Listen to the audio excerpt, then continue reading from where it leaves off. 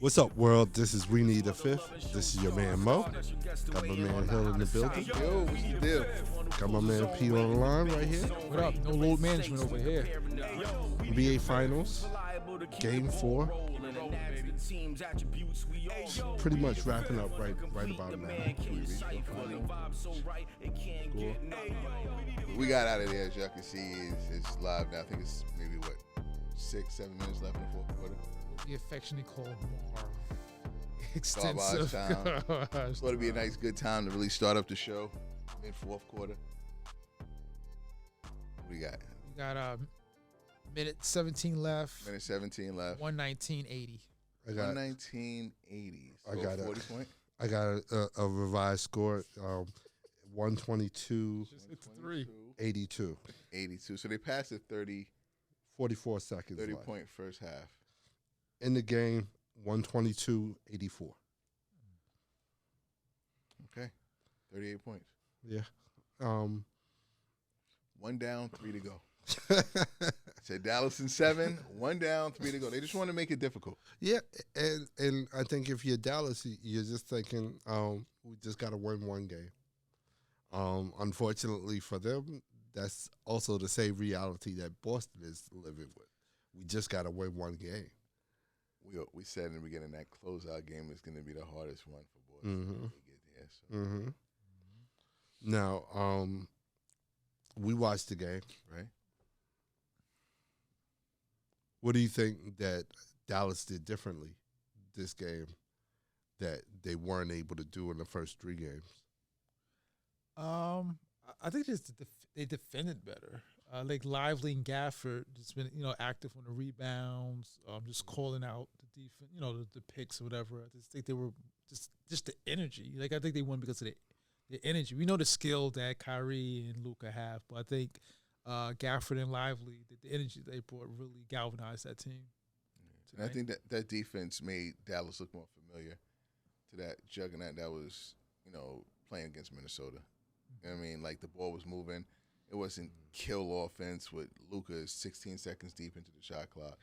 And then Kyrie with a late move, or maybe 4 to 5 seconds late, and then the ball's not moving around. It was touching, it was feeling, it was lobs are back in. Gafford gave energy. Lively gave energy.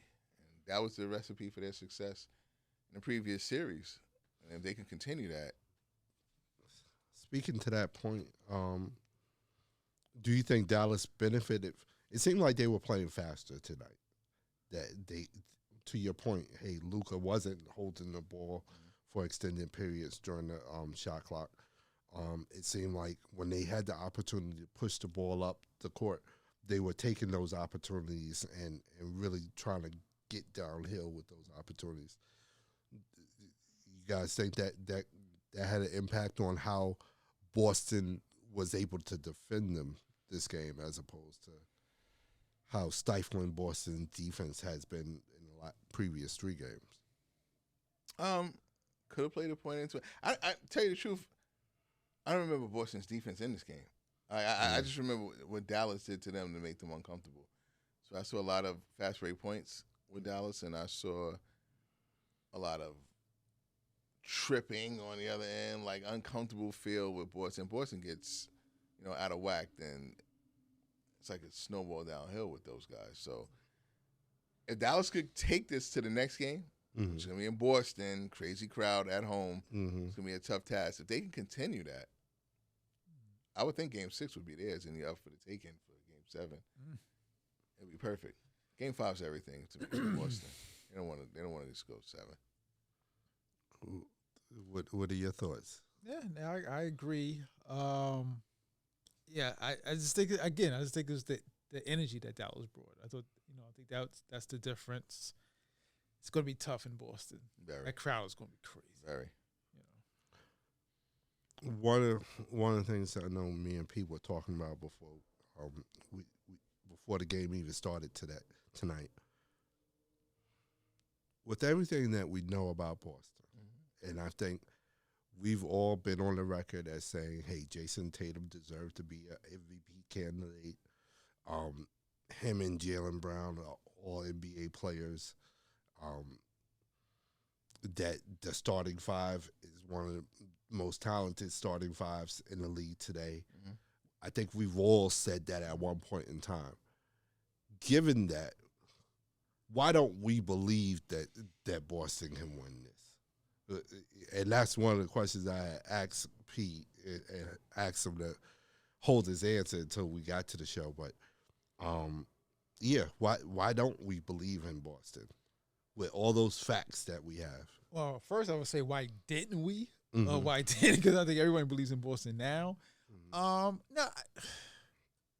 I had them in Milwaukee coming. Them or Milwaukee coming out the East. Once Giannis had those injuries, I thought it was like a cakewalk for Boston. I get it's the NBA; you have to actually get it done. But come on, we pretty much knew Boston was going to make it to the finals once Giannis was injured. During the regular season, why Tatum was in the MVP race, why Jaylen Brown didn't make an All NBA team this year,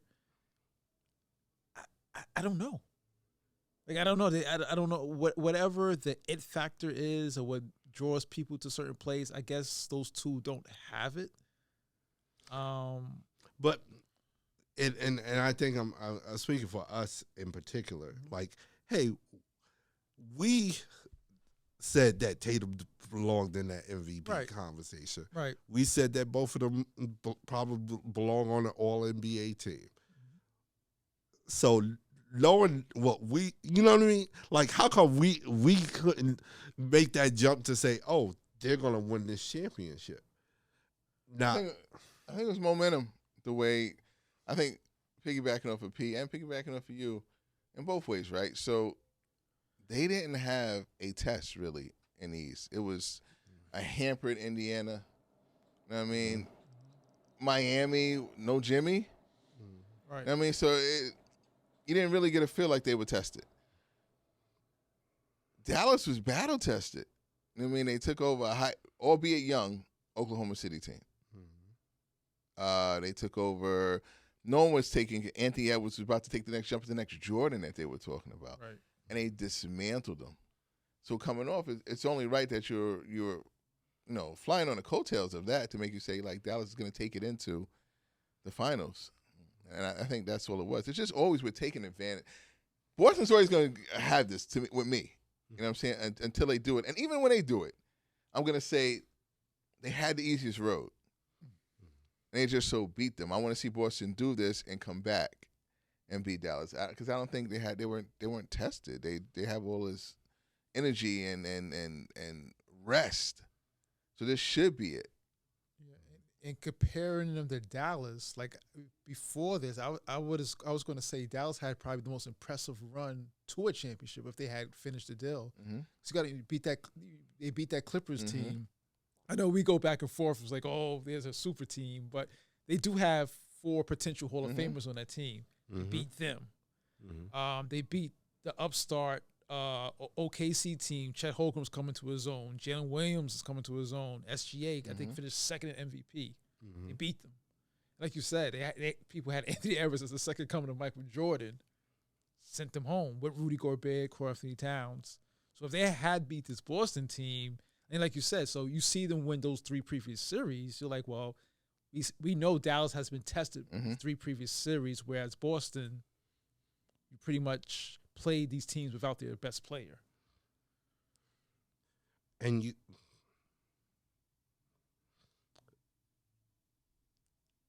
I know I keep on harping on their history in the sense that, hey, outside of this year, like for me, part of the reason why I didn't believe in Boston was, hey, their history.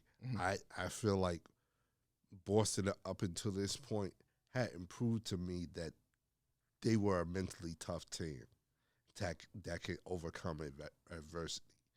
Or I felt that if they met adversity, they're the type of team that would start overthinking things and their game would get confusing after that, go into chaos. That's where I thought, honestly, before the series. It's just like I didn't trust Boston to be consistently great. You know what I mean? I felt that in the past, Boston has been inconsistent at best. as far as showing up in those critical moments and stuff like that. So that's what I question, and that's why I gave Luka and Kyrie the benefit of the doubt because of their road through the West, as you guys have been saying and whatnot.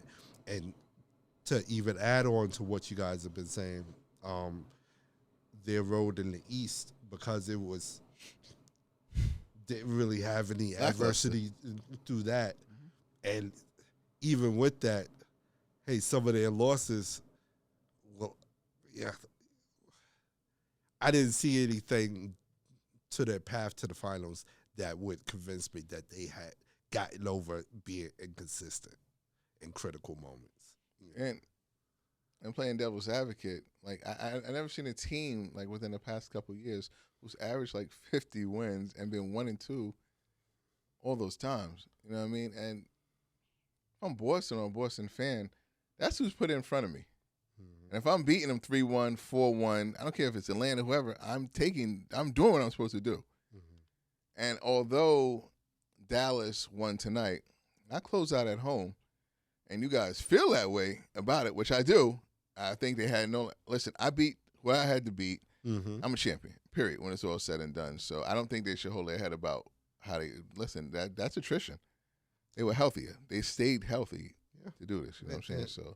And so often we've mentioned that, hey, availability is a skill too, and it's a talent that, hey, we covered in the NBA. Hey, being available. You know, I have a question though. Let's just say Boston finishes out Monday, and we watch the games. You see past these games and say Jayson Tatum superstar with a championship. Superstar. This is tough. I would say no. And that's crazy, and I agree with you. First team All NBA, a championship. Yeah, arguably led them. And that's the part. That's the part for me. And it's also like, hey, how he's performed in these finals, and I think if he had performed like Jaylen Brown is performing, just give you those consistent numbers, and I think he would have a narrative that you're thinking about, like, hey, yeah, definite bona fide stamp of approval and written in stone, Jayson Tatum is a superstar. But he led them this whole season, though. But not the postseason. And I think I think if the regular season had transferred over to the postseason, the same numbers, I think he gets that stamp. Because I was thinking that too, like, I don't think people are going to put him with Giannis and Joker. Yeah, well, that's crazy, though. Well, despite being the best player on the team that won a championship. And think about Steph's first championship. That was his best out. You know what I'm saying? It was shaky. Then you look at it like, Steph had 23, 24 points doing that thing, but it was an ugly 23, 24, and Iggy won MVP. And to your point, hey, that 23, 24 represented a downgrade in points scored, in comparison to the regular season and, hey, your playoffs. So that kind of worked against Steph in that regard. They're nowhere in that whole run without Steph. They're nowhere in this run without Tatum. You know what I'm saying? So, but we feel now ahead that should have went to Steph.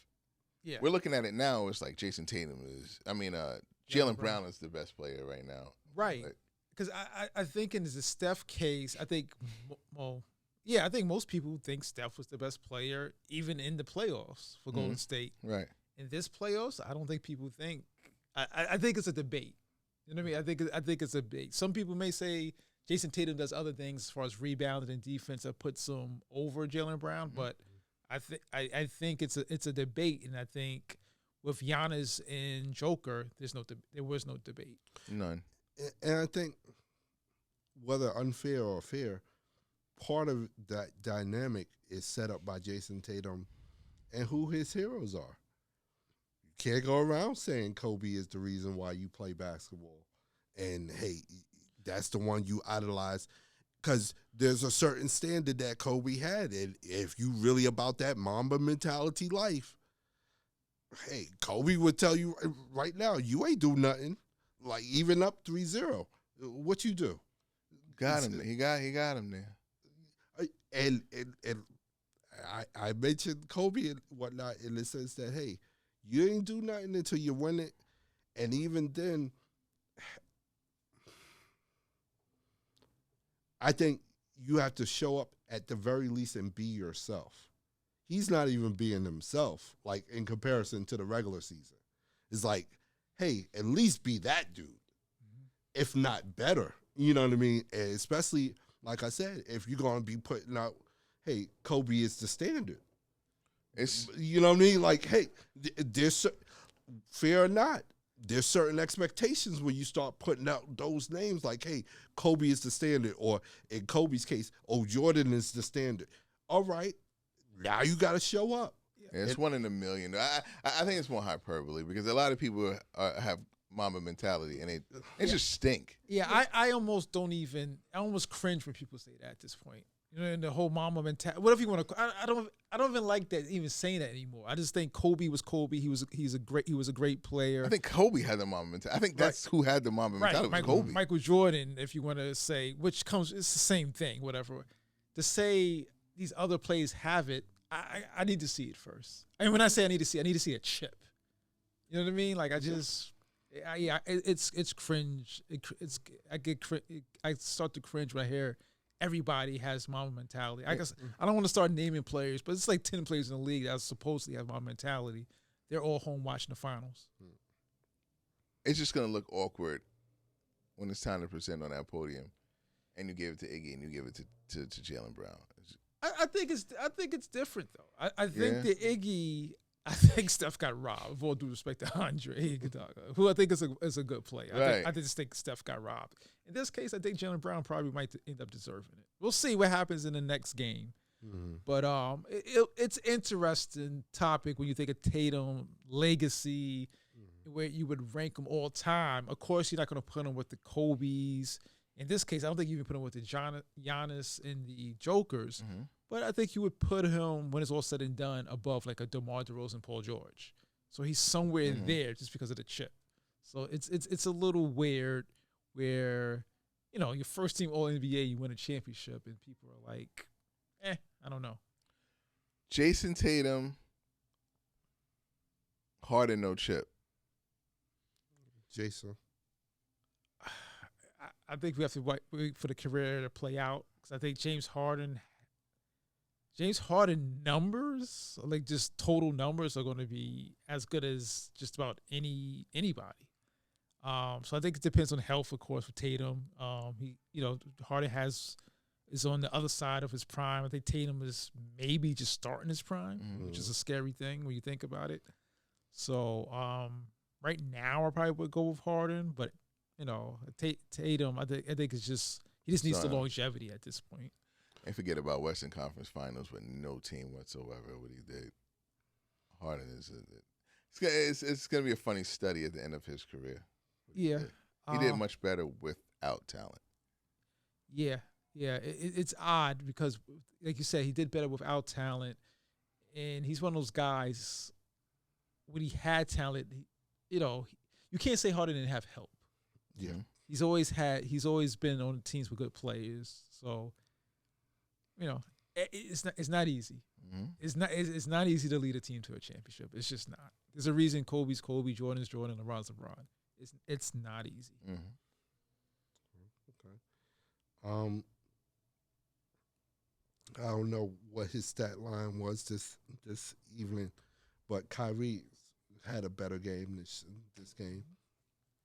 Do we think that's going to be able to travel to Boston? He's going to have to.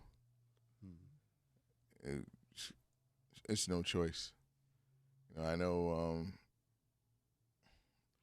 they're going to be in his ears, and in his head, that crowd's going to go crazy. And they just have to brush it off and think of it as just one solid game and try to get that win as they can. Take this blueprint and bring it back there. Yeah, I mean, it's kind of, it was a blowout, but 21 points, 6 assists, 4 rebounds. But, I doubt if he even played in the fourth quarter, so you got to take that into account. But, yeah, like you said, if they're going to win, he has to play well. We said that. I mean, I think we've said that the whole playoffs. You know, Kyrie has to play well for the Mavs to win. Now, one of the things that I noticed this game, and I think we've all anticipated that this was going to happen, that Dallas role players were more active, more impactful on this game, both sides of the ball. Lively and Gafford in particular for this game were able to get into their lob alley-oop game. Offensive rebounds, tip-outs from Lively. 10 I saw going into the third quarter with Lively rebounds. And Jones showed up. Just Lively above the rim. I don't mean it as, I mean, it's a pun on words, just real, like, live. All three of those guys just, trampolining off the rim, knocking the ball off, rebounding. They have height. You see it. Use it. Porzingis is hurt. Now, talking about that, Porzingis was doubtful for this game. It looked like he was warming up, and at the last minute, they decided not to go. Zula says he's going to use him in, like, specific spots, whatever that is. It sounds like Game 7. Yeah. Why even try it? And to that point, do you play him in Game 5? I don't touch him till Game 7. Yeah. Then I throw the kitchen sink at it. I mean, you play him Game 5, you get a close game, he gets a bad injury, and you lose by 4. He's going for the series. I play him. I don't want to take any chances. I don't want Tatum or kitchen sink at Game 5. Yeah, I don't want Tatum or Jaylen Brown to get hurt in Game 5.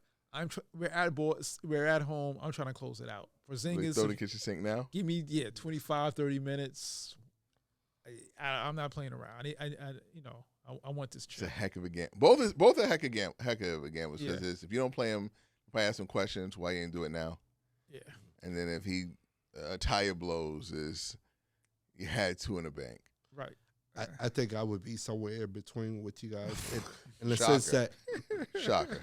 I would probably dress him for Game 5. What is that? Let him warm up in the whole 9 and see how the game is going.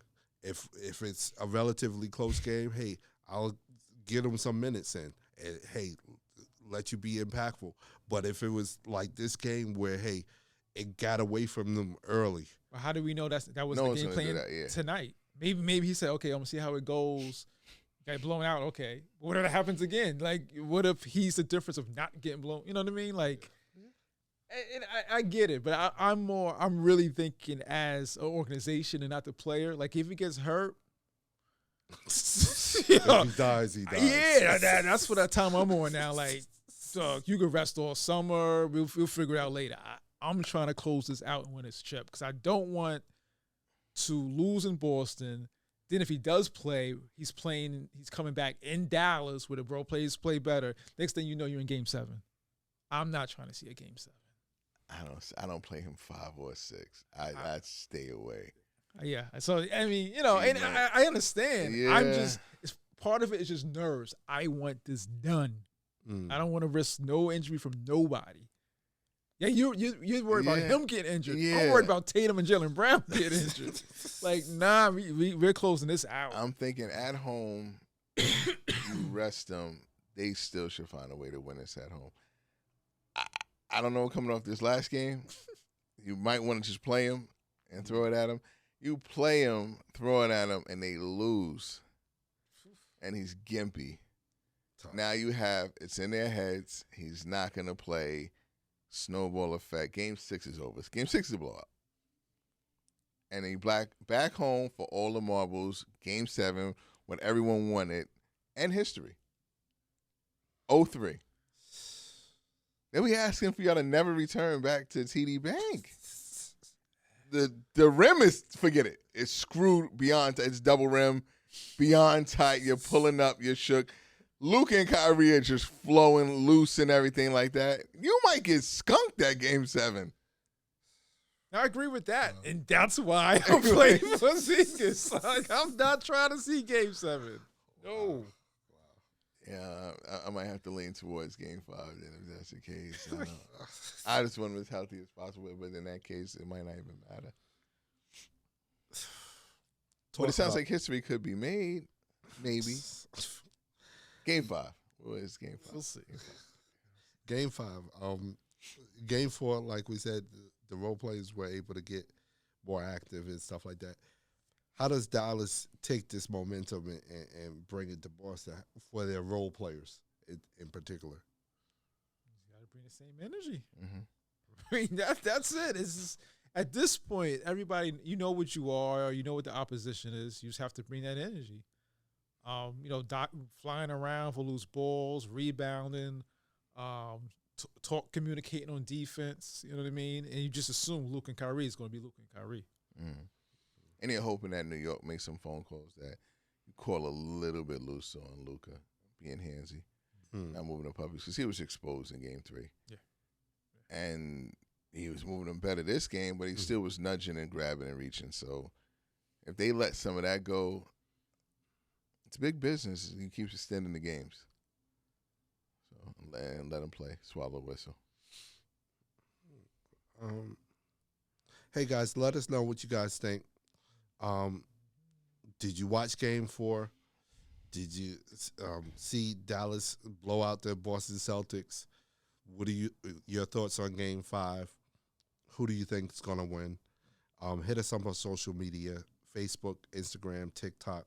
Don't forget to like and subscribe to the YouTube channel. Hit that notification button so you know when the new video is coming out. Don't forget to subscribe to the podcast wherever you listen to your podcast. And you can hit us up directly at WeNeeda5th@gmail.com. Game 5 predictions. I got to go Dallas. I think we all got to go with Dallas for our predictions to kind of hold true at this point.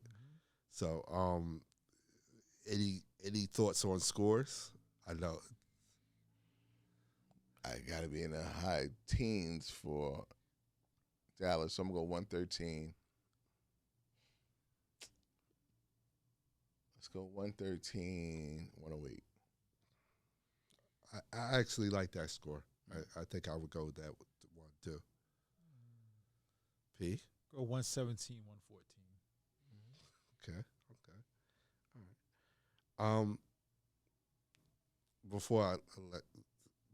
Before we get out of here, want to talk a little bit about the Lakers. Sounds like they're interviewing JJ Redick for the head coaching job. I ain't seen a full interview right now. Yeah. What do you guys think of that? Especially when you consider that they went after Hurley and stuff like that. A lot of people are starting to say that, hey, they went after Hurley to leverage JJ or leverage other coaches as far as, hey, we have other options and stuff like that. Well, you do have options. You're the Lakers. One. He has no coaching experience. So let me tell you, he's going to be a good coach. I don't know. He's never coached. I don't think it really matters much. I think the personnel is the personnel that they have on the team, and LeBron and AD. I think they could be a good team next year. I don't think they'll be a championship team the way the team is constituted right now. And frankly, I don't think the coach, JJ Redick or other, make that big of a difference. I personally don't find nothing special about him anyway. You know what I mean? Like any person who had a cup of coffee, a good night rest, will be able to tell you a playbook. It might be foreign to us, but you should know splits and cuts, and if you don't know the vernacular he's putting it together with, something different. I mean, you can go to English class for that and put that together. He seems smart to people, but for me, it's nothing. He's not inventing the wheel. You could give it to any NBA player, any former NBA player, right? I guess, because that's what they're doing. It's not like he has experience. So you're basically telling me any former NBA player could coach the Lakers right now, which is crazy. And you guys know where I'm at with it. I've thought the Lakers should have, for lack of a better term, manned up, have the courage to say to LeBron, here's the head coaching job. You can have JJ Redick as your assistant coach. I know you guys are doing the podcast together. That's great. He could be your assistant coach. He could be on the bench with you. But here's the head coaching job, LeBron. Okay. It's kind of saying, I don't think it would matter. Yeah, hey, but I think if you're gonna go go through as many coaches as the Lakers have gone in his tenure, and I'm talking about LeBron. You remove a coach that you won a championship with,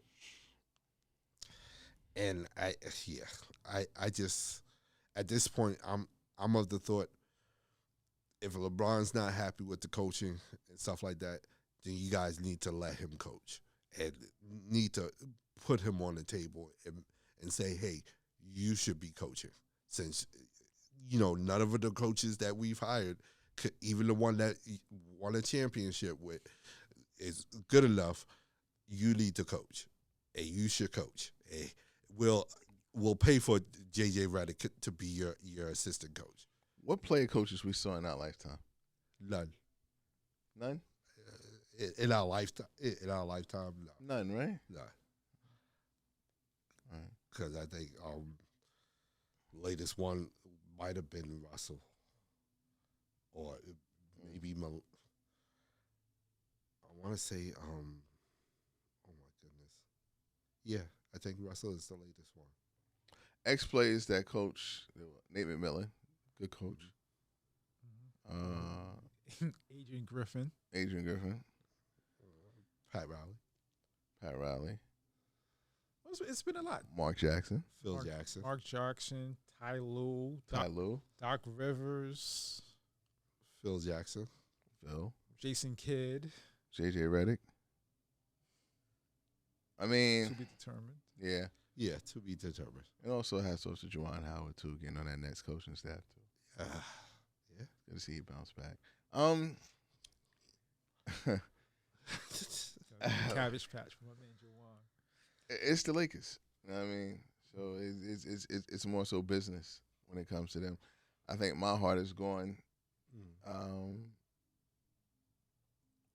think it left in 2020. Wow. Unfortunately, I think that's when I Championship. pretty much just checked out. January 2020. Yeah, had nothing to do with January I'm with 2020. you. God bless the late great Kobe Bryant. Yeah. They signed.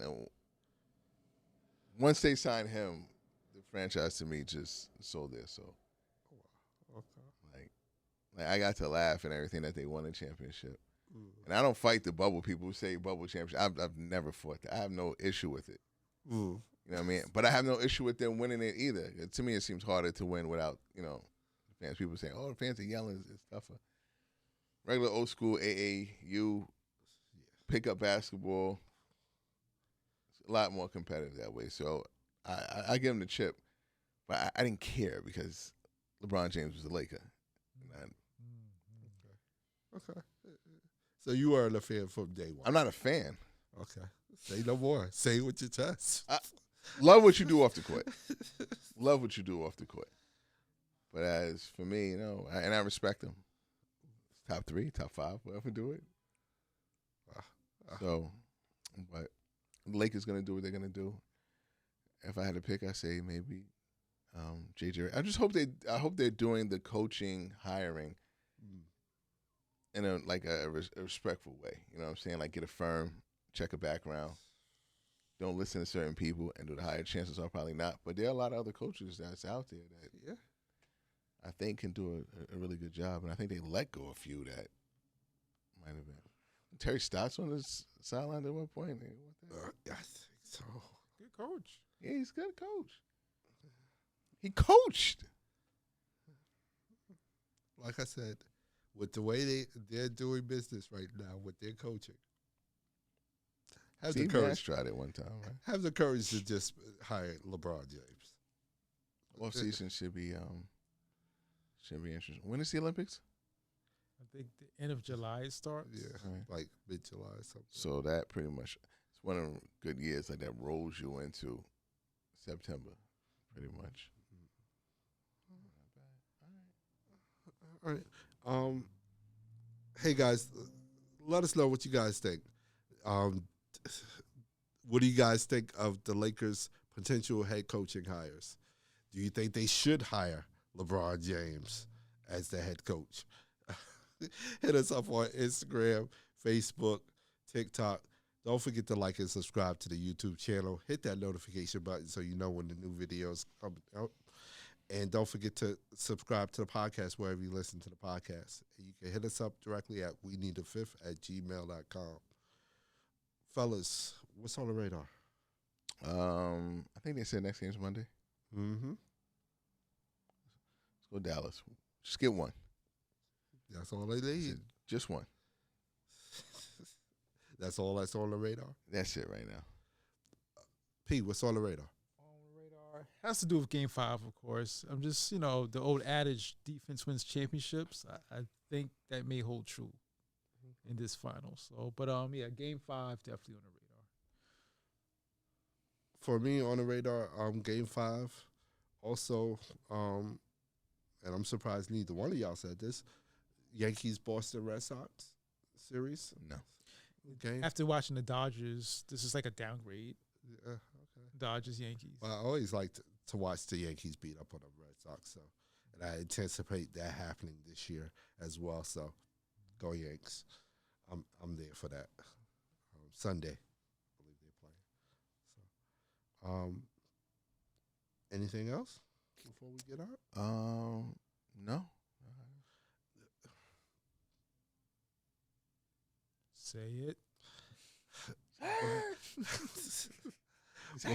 Before we leave out, I know a lot of pundits, a lot of media were hard critical on Luka for his Game 3 performance, especially on the defensive end. Is it a secret that he's not good on defense? No. And he hasn't been good on defense? Well, according to a scholar, I was told that this year he's turned into Larry Bird on defense. Yeah, I think he's been the same. We said he was the same. I thought he got better. I thought he was playing better defense in the Western playoffs series. Might have been, and then he reverted to what? I've said this since they've gone in their run when they've picked up Gafford and PJ Washington. Kyrie and Luka are mediocre defenders at best. That's just what they are. And I think the additions kind of covered that up. I never thought Kyrie and Luka all of a sudden got better on defense. I thought Luka was below average. Yeah. So I don't think he just all of a sudden said, okay, you know what? I'm not going to be a good defender anymore. No, he was always this. I think Boston, to their credit, game plan for this and said, we know you're not good. We know PJ Washington and Gafford was covering up your smell. We're going at your neck. And he's being exposed on the defensive end. I don't know no other way to put it. Yeah. Okay. And Kyrie's short. Yeah. No, it's just a bad matchup. Because if you could get him, if you could get any of those plays, could get him in the mid post, he's fooled. Any of them? Yeah. Totally agree. So, just interesting thought. I was thinking about hey, with this game and the criticism of Luka, and especially for Game 3, I just thought it was a little overboard. I thought it was valid. But he's been that player. I felt like Luka Game 3 reverted back to Luka from regular season. See, what masked it was his offense. I mean, people live with what you saw. He had a bad offensive game to really couple it. So you're pretty much saying, all right, we know that he can score. And then when you didn't see him score, you said, you know what? He's bad on defense. Then you said he's awful. Then it got to he doesn't play it. You know what I mean? So if you want to say it's that extreme, okay. But he's never changed. He does a lot of reaching. His footwork's bad. He's slow. He's methodical. Everything you want is great on offense is a detriment to him on defense. Yeah, I think it depends what you thought of him to begin with. Like if you thought he improved, then you're shocked in the last couple of games. But if you thought he's the same player all along, you're not going to be shocked because this is what he is. Okay. Wanted to bring that up before we get out of here. So It's on Wednesday. We'll Definitely definitely be talking about Game 6. or we'll be talking about champions. NBA draft. And you know, we didn't get to get into it this show, but we'll be coming back to the WNBA next show too. Yeah, Still look play? forward to that. Look forward to that. They still play? Yeah. Season's over? No, the season's not over. It's not over. To all our fifths out there, man. We out. Peace. Peace.